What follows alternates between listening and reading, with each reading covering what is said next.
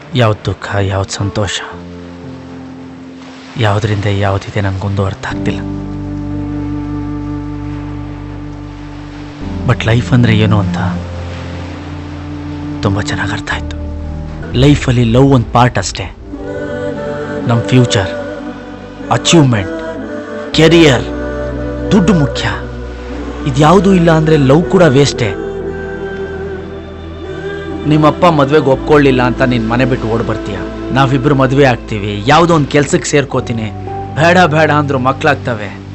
ಬರೋ ಸಂಬಳದಲ್ಲಿ ಅಕ್ಕನ ಮದುವೆ, ಅಪ್ಪನ ಸಾಲ, ಮಕ್ಕಳ ಎಜುಕೇಷನ್ನು, ಬಾಡಿಗೆ ಮನೆ, loan, zero bank balance, discount ಸೇಲಲ್ಲಿ ಪರ್ಚೇಸಿಂಗು. ಅದೇ ಲೋವರ್ ಮಿಡ್ಲ್ ಕ್ಲಾಸ್ ಜೀವನ. ಇಷ್ಟೇನಾ ಲೈಫು? ಸದ್ಯಕ್ಕೆ ನಾನಿರೋ ಪರಿಸ್ಥಿತಿಲಿ ಏನಾದರೂ ಸಾಧಿಸ್ಬೇಕು ಅಂದರೆ